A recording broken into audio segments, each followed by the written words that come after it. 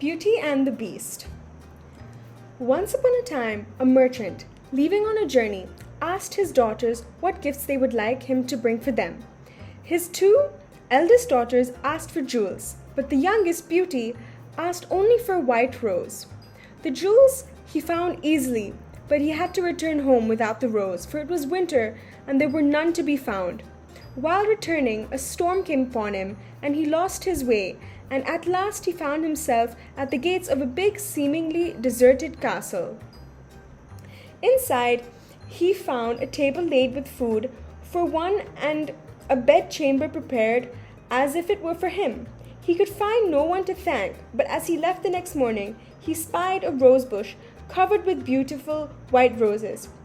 He had just picked one when he heard a terrible roar, and out jumped a fearful beast, told him that he should die for stealing the rose, but that he would spare his life if the man returned with the first thing that came to greet him when he arrived home.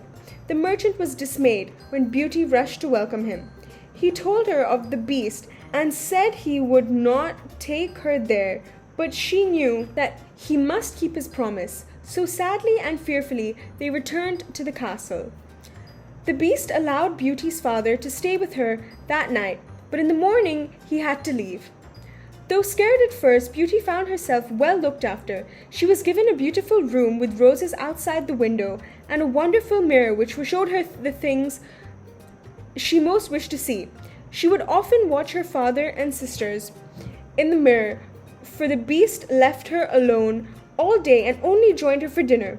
One evening after dinner, Beauty was singing to him as she did every evening, when the beast asked her if she found him very ugly. Gently she said yes. A tear ran down his face, so Beauty said that he was also very kind and that she was very fond of him. "Then will you marry me, dear Beauty?" asked the beast. "Oh, I could not," said Beauty, and ran from the room. That night, when she looked in the mirror, she saw her father ill in bed. The next day, she asked if she might return home to him for just a week. The beast was scared that she would never return, but he let her go, giving her a magic ring which would bring her back to the castle. Beauty's father was overjoyed to see her, and by the end of a week, Beauty could not bear to leave. But that night, as she was sleeping, she dreamt she found the poor beast lifeless amidst the rose in the castle grounds, and when she awoke, she quickly put on the ring and wished herself back. She found herself in her bedroom, and rushed down to the garden. There, lying on the bed, was on the ground as if dead, was the beast. She knelt beside him and wept. "Dear beast, I do love you, and I would marry you if you would only wake up."